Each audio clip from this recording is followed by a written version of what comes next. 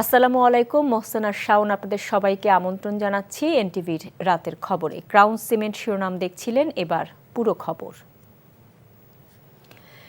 বিএনপির চেয়ারম্যান তারেক রহমান বলেছেন, রাজনৈতিক দলগুলোর মধ্যে মতপার্থক্য থাকা সত্ত্বেও যে কোনো মূল্যে গণতান্ত্রিক ধারা অব্যাহত রাখতে হবে। দেশ আর ৫ আগস্ট পূর্ববর্তী পরিস্থিতিতে ফিরবে না বলে দৃঢ়তার সাথে তিনি বলেন। গণমাধ্যমের শীর্ষ ব্যক্তিদের সাথে মত বিনিময়ে তারেক রহমান বলেন, সামনে অনেক চ্যালেঞ্জ, ক্ষমতায় গেলে গণমাধ্যমের কাছে সমালোচনা আশা করে বিএনপি, যাতে সমস্যাগুলোর সমাধান হয়। এদিকে আগামী ২২ জানুয়ারি সিলেটে হজরত শাহজালাল রহমতুল্লাহ আলাইহের মাজার জিয়ারতের মধ্য দিয়ে নির্বাচনী প্রচার শুরু করবেন তারেক রহমান। ইমরুল আহসানের রিপোর্ট। দলের চেয়ারম্যানের দায়িত্ব নেওয়ার পরদিনই সাংবাদিকদের সাথে মতবিনিময়ের এই আয়োজন রাজধানীর একটি হোটেলে, যেখানে অংশ নেন দেশের প্রায় সব জাতীয় দৈনিক ও টেলিভিশনের প্রধান নির্বাহী। অনুষ্ঠানস্থলে সবার সাথে শুভেচ্ছা বিনিময় করেন তারেক রহমান। গণমাধ্যম ব্যক্তিদের কথায় উঠে আসে বিগত দিনের সাংবাদিকতা ও সামনের দিনের প্রত্যাশার কথা। গোটা সংবাদ মাধ্যমের ক্ষমতাকে গণতান্ত্রিক জবাবদিহিতার মধ্যে আনবার যে দায়িত্ব, সেই দায়িত্ব পালনে আপনারা যদি ক্ষমতায় যান কিংবা ক্ষমতায় না গেলেও সমাজে আপনারা প্রভাবশালী সংগঠন হিসেবেও যদি থাকেন, সেইটা যাতে আপনারা অনুমোদন করতে পারেন, সেই সহনশীলতা আপনাদের হোক। জনাব তারেক রহমান, আপনি 17 বছর দেশে ছিলেন না, আপনি জানেন না এখানে কি হয়েছে। আপনার বিশিষ্ট লোকজন আপনাকে যা বলেছে এটাই আপনি শুনেছেন, এবং এখন যারা মিডিয়ার নতুন বন্ধুরা আপনাকে যেটা বলছে সেটাই আপনি শুনছেন, এবং সেটাই আপনি মনে করছেন এটাই বাংলাদেশের 17 বছরের ইতিহাস। বাংলাদেশের 17 বছরের ইতিহাস এটা না। তারেক রহমান সাহেব যদি ক্ষমতা আসেন, তাহলে উপস্থিত সাংবাদিকদের যে পরিবার আছেন এবং যারা আছেন তাদের পেনশনের ব্যবস্থা করবেন সর্বজনীন সরকারের আইনের ভিত্তিতেই। সাংবাদিকদের জন্য আলাদা আইন করতে হবে না, এটা আমার অনুরোধ থাকলো তার কাছে। ক্লাইমেট চেঞ্জ নিয়ে আমরা কিন্তু রাজনৈতিক দলরা বা অত আলোচনা করছি না। ক্লাইমেট চেঞ্জের যে কী ইম্প্যাক্ট হবে এটা অলরেডি আমরা কিন্তু কোস্টাল এরিয়াতে দেখতে পাচ্ছি। সো আমার অনুরোধ থাকবে, climate change should be your very important priority. 17 বছরের নির্বাচন থেকে ফিরে গণমাধ্যমের শীর্ষ ব্যক্তিদের কথা মনোযোগ দিয়ে শুনেন বিএনপি চেয়ারম্যান। বলেন, দেশের বাইরে থাকলেও সবসময় দেশের সাথে যোগাযোগ রেখেছেন তিনি। আমার ৬০ লক্ষ নেতাকর্মী এবং তার থেকে আরেকটি হৃদয় বিদারক আমার জন্য হচ্ছে, সেটি হচ্ছে আমার মায়ের সাথে কি হয়েছে। কাজে এই ঘটনাগুলোকে যদি আমরা সকলে সবগুলোকে এক করি, তাহলে যারা দেশে ছিলেন আপনারা, তারা অবশ্যই আমার থেকে একটু বেটার ভালো জানবেন। তবে আমি একদম যে জানি না বোধহয় বিষয়টি তা নয়, আমার একটি ধারণা আছে। তিনি বলেন, জনগণের সমর্থন নিয়ে সরকারে গেলে গণমাধ্যমের যে কোনো সমালোচনা আমলে নেবে তার দল। আপনাদের কাছ থেকে এমন ধরনের আলোচনা সমালোচনা আমরা পাই যেটা আমাদেরকে সাহায্য করবে দেশকে সামনে এগিয়ে নিয়ে যেতে। শুধু সমালোচনা করার জন্য নয়, আপনাদের কাছ থেকে এমন সমালোচনা আমরা পাই যাতে আমরা দেশের মানুষের যে সমস্যাগুলো আছে সেই সমস্যাগুলো যাতে আমরা সমাধান করতে সক্ষম হই। 5ই আগস্টের আগের পরিস্থিতিতে ফেরার কোনো সুযোগ নেই বলে মন্তব্য করেন তারেক রহমান। সামনে আমাদের অনেক কঠিন চ্যালেঞ্জ আছে, আমাদের মধ্যে বিভিন্ন রকম মত পার্থক্য আছে। আমাদের বিভিন্ন মত পার্থক্যগুলো নিয়ে যাতে আমরা আলোচনা করতে পারি, আলাপ করতে পারি। আমাদেরকে যে কোনো মূল্যে ডেমোক্রেটিক প্রসেসটা চালু রাখতে হবে। আমাদের সমস্যা ছিল, আমাদের সমস্যা আছে। অবশ্যই আমরা 5ই আগস্টের আগে ফিরে যেতে চাই না। আমি আমার অবস্থান থেকে যদি চিন্তা করি, আমার এক পাশে 1981 সালের একটি জানাজা, একই সাথে আমার এক পাশে 2025 সালের 31 ডিসেম্বরের একটি জানাজা, আর আমার আরেক পাশে 2024 সালের 5ই আগস্টের একটি ঘটনা। কাজে আমার মনে হয় এটি শুধু বোধহয় আমার একার জন্য নয়, যারা আমার দলের নেতা কর্মী সদস্য এবং সামগ্রিকভাবে পুরা দেশের মানুষের সামনে বোধহয় এই দুটি উদাহরণ বোধহয় সবচাইতে বাদ বিবেচনা করার জন্য সবচাইতে ভালো উদাহরণ। 5ই আগস্টে ফিরে যাওয়ার কোনোই কারণ নেই আমাদের। দেশের মানুষের ভাগ্য উন্নয়নে তার দলের নানা পরিকল্পনাও তুলে ধরেন বিএনপির চেয়ারম্যান।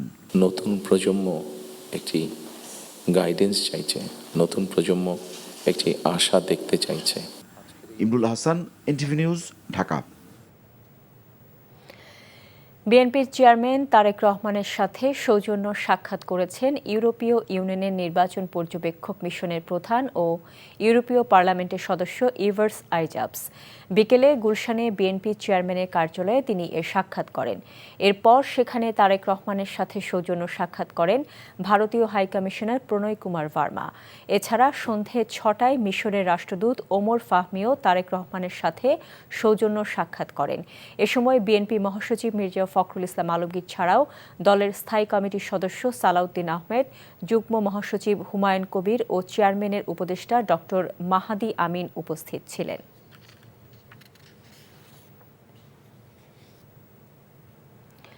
আপিলের প্রথম দিনে ৭০ জনের বেশিরভাগই ফিরে পেলেন বৈধতা। আগারগাঁওয়ের নির্বাচন ভবনে জামায়াত, বিএনপি, জাতীয় পার্টি সহ ৫২ জনের মনোনয়ন ফিরিয়ে দিয়েছে কমিশন। এদিন সীমানা জটিলতায় প্রজ্ঞাপন দিয়ে পাবনা ১ ও ২ এর নির্বাচন স্থগিত করেছে কমিশন। নিয়ামুল আজিজ সাদেকের রিপোর্ট। রিটার্নিং কর্মকর্তার সিদ্ধান্তের বিরুদ্ধে ৬৪৫টি আবেদনের নিষ্পত্তির প্রথম দিন প্রধান নির্বাচন কমিশনার এএমএম নাসির উদ্দিনের নেতৃত্বে ৫ সদস্যের আপিল কমিশন অবৈধ ও বৈধ হওয়া মনোনয়নের বিরুদ্ধে আবেদনের শুনানি করেন। জামায়াতের শীর্ষ নেতা এএইচএম হামিদুর রহমান আজাদ প্রার্থিতা ফিরে পান আপিলে। একইভাবে ১% সমর্থনের বিষয়ে প্রমাণ দিয়ে স্বতন্ত্র আলোচিত প্রার্থী ডাক্তার তাসনিম জারাও বৈধতা পান। আমরা এখন স্বতন্ত্র প্রার্থী হিসেবে নির্বাচনে যে মার্কা সেটার জন্য আবেদন করতে পারবো। আমরা সেই প্রক্রিয়ায় আমাদের পছন্দ ফুটবল মার্কা, আমরা সেটা নিয়ে আবেদন করব। জনাব এইচএম হামিদুর রহমান আজাদ সাহেবের কন্টেম্পটা তো একটা হচ্ছে সেপারেট একটা issues, this is not a designated crime, এবং এই গ্রাউন্ডেই আজকে আমাদের আপিলটা মঞ্জুর করা হয়েছে। জাতীয় পার্টির ১২টির মধ্যে 10টির মনোনয়নের বৈধতা পায় এদিন। এছাড়া খেলাফত মজলিস, ইসলামী আন্দোলনের উল্লেখযোগ্য অংশ নির্বাচনে প্রতিদ্বন্দ্বিতার সুযোগ পান। আমরা মনে করি শত বাধার মধ্যেও নির্বাচন কমিশন চেষ্টা করছেন এবং আমরা আশা করব নির্বাচন কমিশন মবকে দমন করবেন। মবকে দমন না করলে নির্বাচন সুষ্ঠু হওয়ার কোনো সম্ভাবনা আমরা দেখি না। আমাদের ইসলামী আন্দোলন বাংলাদেশের আজকে আমরা 5টি আপিল মঞ্জুর হয়েছে, একটি আপিল নামঞ্জুর হয়েছে। আমরা 8 দলে ছিলাম, বর্তমানে সেটা 11 দলে রূপান্তর হয়েছে। তারা আলোচনা করে দ্রুততম সময়ের মধ্যে 11 দলের 300 আসনের চূড়ান্ত প্রার্থী তালিকা দ্রুততম সময়ের মধ্যে ঘোষণা করতে পারবো বলে আশা রাখছি। গোপালগঞ্জ সহ বেশ কয়েকটি আসনে আওয়ামী লীগের স্বতন্ত্ররাও এদিন বৈধতা পান নির্বাচনের। তবে ফেরারি হওয়ায় ব্রাহ্মণবাড়িয়া 1-এর একজনের প্রার্থিতা বাতিল হয়। আপিল বিভাগের নির্দেশনা অনুসারে পাবনা 1 ও 2 এর নির্বাচন স্থগিত করে কমিশন। এ নিয়ে আপিলের সুযোগ থাকলেও কমিশন সেদিকে যায়নি। এখানে একটু তথ্যগত অসম্পূর্ণতা ছিল, সেজন্য আপনারা যে চিঠিটা পেয়েছেন সেটাই আর কি বহাল। আপাতত এরপরে কার্যক্রমকে স্থগিত রাখা হয়েছে পাবনা 1 আর 2 এর পরে। Niamul Aziz Sadek, NTV news, Dhaka.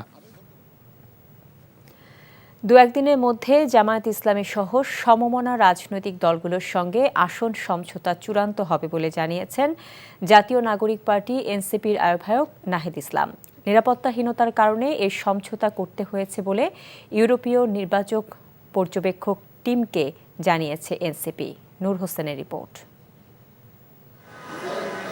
অবাধ, সুষ্ঠু ও নিরপেক্ষ নির্বাচন আয়োজনে নির্বাচন কমিশনকে সহায়তায় ঢাকায় অবস্থান করছে ইউরোপীয় ইউনিয়নের নির্বাচন পর্যবেক্ষক দল। রাজনৈতিক দলগুলোর সঙ্গে ধারাবাহিক বৈঠকের অংশ হিসেবে এনসিপির সঙ্গে বৈঠক করেছে তারা। শনিবার রাজধানীর একটি হোটেলে বৈঠক শেষে গণমাধ্যম কর্মীদের এনসিপির আহ্বায়ক জানান, সরকার লেভেল প্লেইং ফিল্ড নিশ্চিত করতে ব্যর্থ হচ্ছে। বিশেষ রাজনৈতিক দলকে সরকারিভাবে বিশেষ সুযোগ সুবিধা, বিশেষ প্রোটোকল দেওয়ার মাধ্যমে এক ধরনের সিগন্যালিং করা হচ্ছে এবং যেটা লেভেল প্লেইং ফিল্ডে বাধা তৈরি করতে পারে, এটার অসম অবস্থা তৈরি করতে পারে। কারণ প্রশাসনের বিভিন্ন স্তরে কিন্তু এইটা এক ধরনের মেসেজ যায় যে সরকার কার পক্ষে আছে, বা মিডিয়াতেও আমরা মনে করতেছি মিডিয়ার একদিকে ঝুঁকে যাওয়ার প্রবণতা আমরা দেখতে পাচ্ছি। ইউরোপীয় প্রতিনিধি দলকে জামায়াত ইসলামের সঙ্গে জোটবদ্ধ হওয়ার কারণ জানানো হয়েছে বলে জানান এনসিপির নেতারা। জামাত এবং এনসিপি জোট কিন্তু অনেকখানি এগিয়ে, যে আমরা অলরেডি গণভোটের প্রচারণা শুরু করে দিয়েছি। আমরা মাঠে ঘাটে মসজিদে সব জায়গায় গণভোটের পক্ষে কথা বলতেছি। আসন সমঝোতার জিনিসটা কিন্তু আলোচনা চলমান, বাইরে হয়তো ঘোষণার আশাটা বাকি, কিন্তু আমরা কিন্তু আমাদের অভ্যন্তরীণ যে কাজ সেটা আমরা করতেছি। নির্বাচনের জন্য সব ধরনের প্রস্তুতি আমরা রাখতেছি। নির্বাচনের প্রস্তুতিতে বিএনপি জোটের থেকে জামায়াত ইসলামী, এনসিপি ও সমমনা দলগুলো এগিয়ে রয়েছে বলেও দাবি করেন নাহিদ। নূর হোসেন, এনটিভি নিউজ, ঢাকা। সাবেক প্রধানমন্ত্রী বেগম খালেদা জিয়ার কবর ও শহীদ রাষ্ট্রপতি জিয়াউর রহমানের মাজারে শ্রদ্ধা জানিয়েছেন সাবেক সেনা কর্মকর্তারা। শ্রদ্ধা জানানো শেষে বেগম জিয়ার স্বপ্নের গণতান্ত্রিক বাংলাদেশ বিনির্মাণে তারেক রহমানের পাশে থাকার প্রতিশ্রুতি ব্যক্ত করেন তারা। এ সময় বেগম জিয়ার স্মৃতিচারণ করেন সাবেক সেনাপ্রধান লেফটেন্যান্ট জেনারেল মোহাম্মদ নুরুদ্দিন খান। পরে হঠাৎই মরহুম আরাফাত রহমান কোকোর স্ত্রী সৈয়দা শামিলা রহমান মাজার প্রাঙ্গণ পরিদর্শন করেন ও ফাতেহা পাঠ শেষে সাবেক প্রধানমন্ত্রী বেগম খালেদা জিয়া ও শহীদ রাষ্ট্রপতি জিয়াউর রহমানের মাগফিরাত কামনায় দোয়া করেন। এ সময় তিনি সাবেক প্রধানমন্ত্রী বেগম খালেদা জিয়াকে নিয়ে বগুড়া কালচারাল সোসাইটি আয়োজিত আলোকচিত্র প্রদর্শনী পরিদর্শন করেন।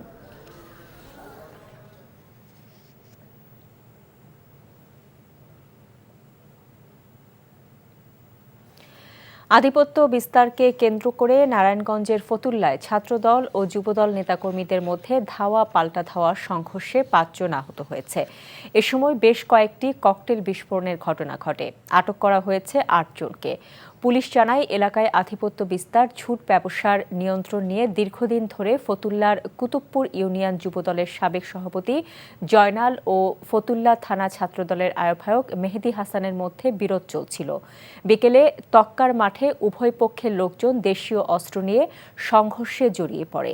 ককটেল বিস্ফোরণের ঘটনায় এলাকায় আতঙ্ক ছড়িয়ে পড়ে। পরে যৌথ বাহিনীর অভিযানে ফতুল্লা থানা ছাত্রদলের আহ্বায়ক মেহেদি হাসান দোলন সহ ৮ জনকে আটক করা হয়।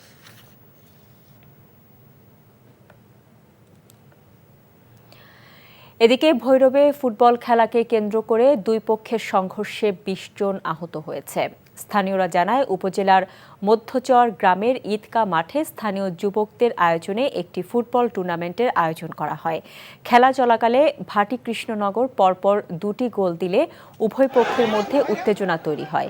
এক পর্যায়ে দেশীয় অস্ত্র নিয়ে সংঘর্ষে জড়িয়ে পড়েন তারা। এতে ২০ জন আহত হয়। পরে পুলিশকে পরিস্থিতি নিয়ন্ত্রণে নেয়। সিঙ্গাপুরে রূপান্তরের স্বপ্ন দেখানো নয়, বরং ধৈর্য, চেষ্টা ও সম্মিলিত প্রচেষ্টার মাধ্যমে একটি শক্তিশালী ও টেকসই বাংলাদেশ গড়ে তোলাই বর্তমান সরকারের লক্ষ্য বলে জানিয়েছেন অর্থ উপদেষ্টা ডক্টর সালেউদ্দিন আহমেদ।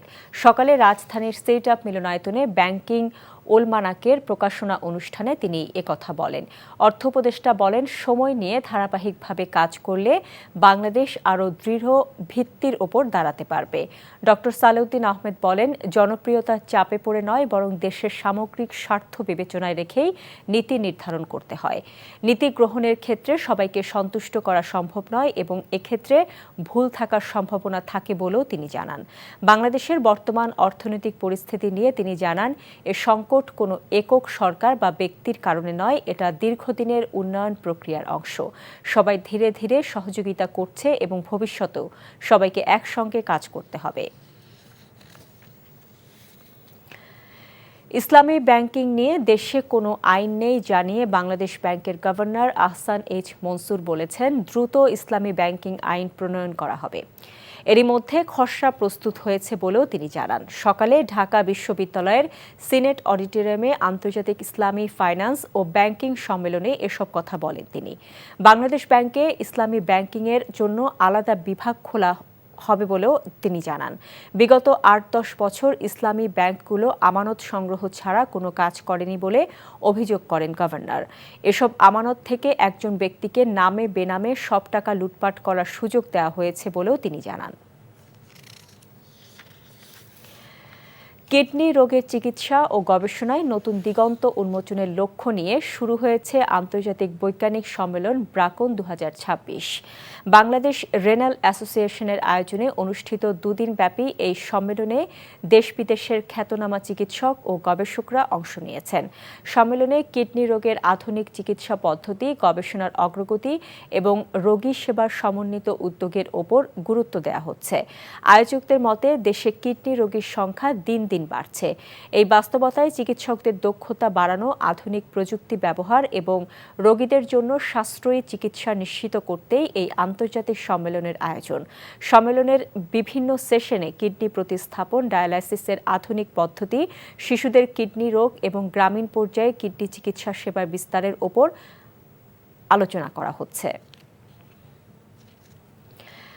আইএফআইসি ব্যাংকের বার্ষিক ব্যবসায়ী সম্মেলন অনুষ্ঠিত হয়েছে।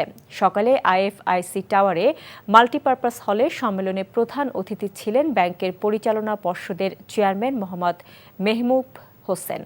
এ সময় তিনি বলেন, দেশের অর্থনৈতিক চ্যালেঞ্জ মোকাবেলায় একটি শক্তিশালী, স্বচ্ছ ও গ্রাহক কেন্দ্রিক ব্যাংকিং ব্যবস্থা গড়ে তোলে আইএফআইসি ব্যাংকের প্রধান লক্ষ্য। আরও উপস্থিত ছিলেন ব্যবস্থাপনা পরিচালক সৈয়দ মনসুর মোস্তফা। পরে 2025 সালে সার্বিক ব্যবসায়িক কার্যক্রম, আর্থিক সূচক ও অর্জনসমূহ নিয়ে একটি বিস্তারিত তথ্যচিত্র উপস্থাপন করা হয়।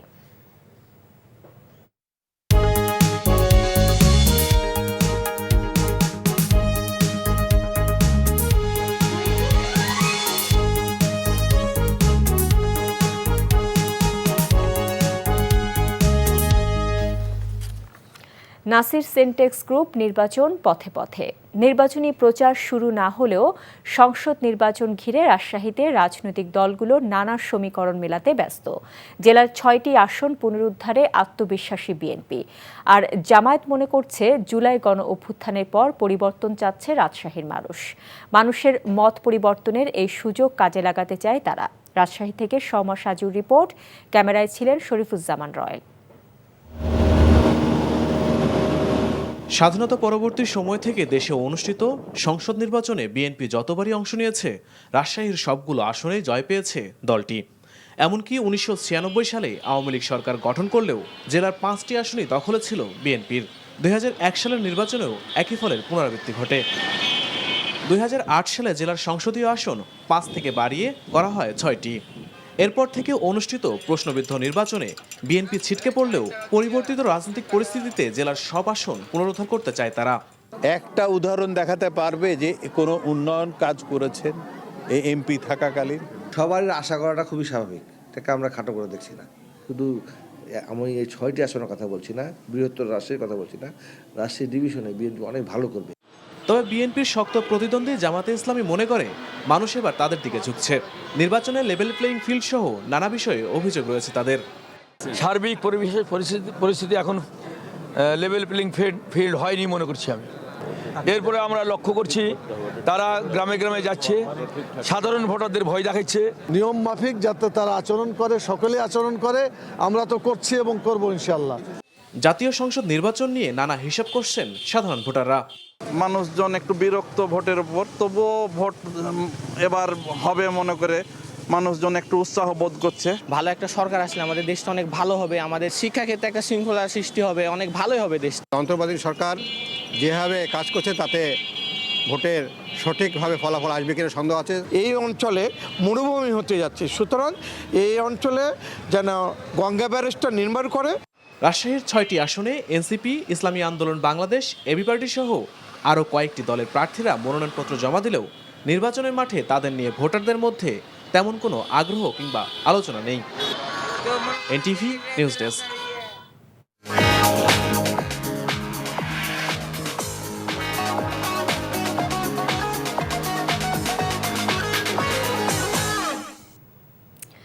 মার্কেন্টাইল ব্যাংক অর্থনীতির খবর। সাপ্তাহিক ছুটির দিনে জমজমাট ঢাকা আন্তর্জাতিক বাণিজ্য মেলা। পূর্বাঞ্চলের বাংলাদেশ চায়না ফ্রেন্ডশিপ এক্সিবিশন সেন্টারে আজ ছিল মেলার 8ম দিন। শীতের সন্ধ্যায় দেশি বিদেশি স্টলে ক্রেতাদের আনাগোনা দেখা গেলেও বিক্রি নিয়ে দোকানীদের রয়েছে মিশ্র প্রতিক্রিয়া। বিস্তারিত HM মেহেদী হাসানের রিপোর্টে। রাজধানীর অদূরে পূর্বাঞ্চলে আড়ম্বরে চলছে ঢাকা আন্তর্জাতিক বাণিজ্য মেলা। ছুটির দিনে পরিবার প্রিয়জন নিয়ে রকমারি পণ্যের পসরা দেখে শুনে বুঝে কিনছেন ক্রেতারা। তুরস্কের কিছু আপনার স্টল আছে, সেখানে আমরা যাব। ভালো, বেশ ভ্যারাইটি কোয়ালিটি দেখছি, যেটা ভালো লাগে নিব একটা। কেউ আবার ক্লান্ত হয়ে পড়েছেন হাঁটতে হাঁটতে।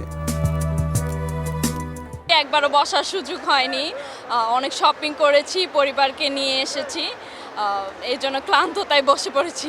অনেক ভালো লাগছে, দোলনা উঠছি। দেশি স্টলের পাশাপাশি পাকিস্তান, ভারত সহ মেলায় অংশ নেওয়া বিদেশি স্টলেও কেনাকাটায় কমতি নেই, যদিও দাম আর মান নিয়ে রয়েছে মিশ্র প্রতিক্রিয়া। নর্মাল মেলাগুলোতে বিদেশি কোনো প্রোডাক্ট দেখি না, এখানে অনেক কিছুই আছে। দামটা মোটামুটি ঠিক আছে মনে হচ্ছে, অলরেডি আমি অনেক কিছু কিনে ফেলছি। কাশ্মীরের শালগুলো আসলে খুবই ভালো লাগছে, বাট প্রাইসগুলো অনেক বেশি। আগামীতে উপচে পড়া ভিড় ও আরও বিকিকিনির আশা দোকানীদের। আলহামদুলিল্লাহ যাচ্ছে, হয়তো বা সামনের দিকে আরেকটু ভালো হতে পারে। আশা করি এখন আরো 2 সপ্তাহ আছে, ইনশাল্লাহ ভালোই ব্যবসা হবে। গেল 3 জানুয়ারি শুরু হওয়া আন্তর্জাতিক এই মেলা চলবে পুরো মাস জুড়ে। HM মেহেদী হাসান, NTV নিউজ, ঢাকা। এই ছিল রাতের খবরে। এই খবরের ভিডিও সহ আপডেট জানতে ভিজিট করুন NTV অনলাইন www.ntvbd.com। এছাড়াও NTVর জনপ্রিয় সব অনুষ্ঠান ও খবরের আপডেট জানতে ভিজিট করুন আমাদের ইউটিউব ও ভেরিফাইড ফেসবুক পেজ। রাত 1টায় মধ্যরাতের খবর দেখার আমন্ত্রণ রইল। এতক্ষণ সাথে থাকার জন্য সবাইকে ধন্যবাদ।